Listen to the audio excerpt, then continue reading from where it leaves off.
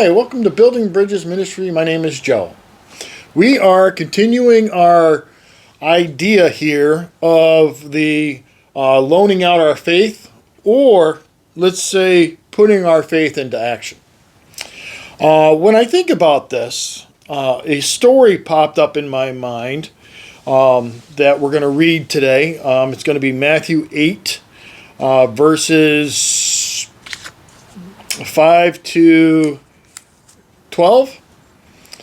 Actually 10. It's actually 10. And it's about a soldier who is coming to Jesus for healing of a servant. And, his faith is what heals this person. So let's read it, and then we'll continue on. Matthew 8, verse 5. When Jesus returned to Capernaum, a Roman officer came and pleaded with him, "Lord, my youngest servant lies in bed, paralyzed and in terrible pain." Jesus said, "I will come and heal him." But the officer said, "Lord, I'm not worthy to have you come into my home. Just say the word from where you are, and my servant will be healed. I know this because I am under the authority of my superior officers, and I have authority over my soldiers. I only need to say go, and they go, or come, and they come. And if I say to my slaves, do this, they do it." When Jesus heard this, he was amazed. Turning to those who were following him, he said, "I tell you the truth, I haven't seen faith like this in all of Israel." So, the example we have here is that you have this Gentile, this Roman officer, who understands this process of having faith, right? Because he has to have faith in Jesus for him to heal, for Jesus to heal this young servant. Otherwise, the Roman soldier is not going to Jesus for anything, right? How does this relate to our loaning out or putting our faith into action? This soldier, this officer, is the one who's putting his faith into action. And this is how we get to see it. And as a Christ follower, that is how we show our faith to others around us. That is how we can perhaps start somebody else's faith.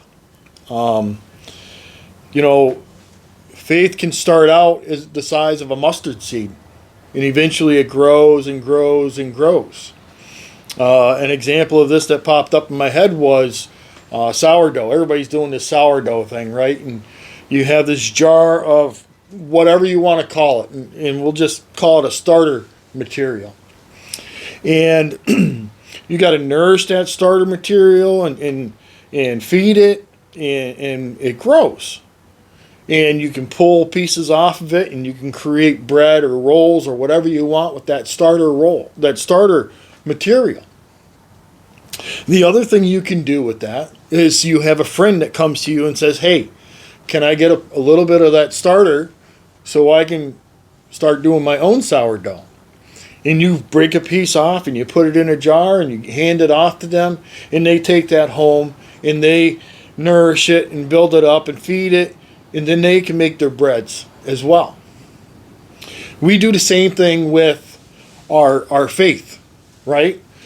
We come along somebody, perhaps not a Christ follower, or maybe they are a Christ follower who's just really walking in a dark time.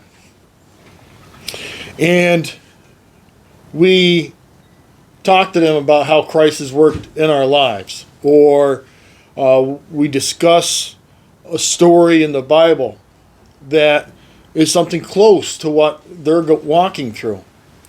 And that creates that starter material to build their faith on, right? And the process of feeding it and nourishing it is us. We go over, we encourage them, we call them up, maybe send them a Bible verse or something to help them continue on that journey and to keep that starter material or that starter faith to keep growing. A good example of this, we are going to Luke 8, verses 43 to 48. You have a lady who's been bleeding for like 12 years and just can't seem to get it stopped. And she has this last-ditch effort. If she can get to Jesus and just touch him for a brief second, she'll be healed. And she has this faith and confidence in that to get healed. So let's look at our verse. Luke 8, verse 43. A woman in the crowd had suffered for 12 years with constant bleeding, and she could find no cure. Coming up behind Jesus, she touched the fringe of his robe. Immediately, the bleeding stopped. "Who touched me?" Jesus asked. Everyone denied it, and Peter said, "Master, this whole crowd is pressing up against you." But Jesus said, "Someone deliberately touched me, for I felt healing power go out from me."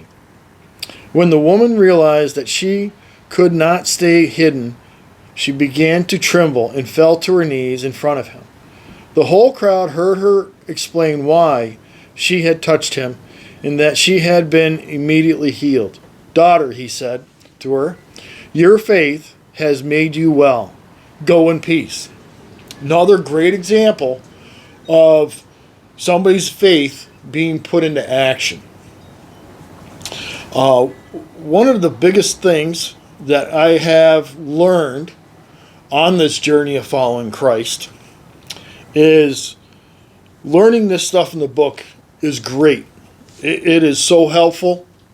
But if we don't take it and put it into application, we don't practice it, we don't use it in our daily lives, it's worthless. It's just a story. A really good story, but it's just a story. We need to put our faith into application. When we put our faith into application, we are that catalyst, let's call it, of a starter for somebody else. To give that little seed, a little mustard seed of faith to somebody to start working with. And, once they're willing to nourish that faith and to allow it to grow inside of them, God does the rest. God puts things in their lives, puts people in their lives, gives them opportunities to stretch their faith, to make it grow by putting it in application.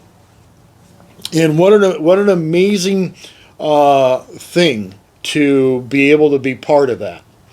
So that was what I wanted to share with us today. So let's step out there and let's put our faith in application. Thank you and have a blessed day.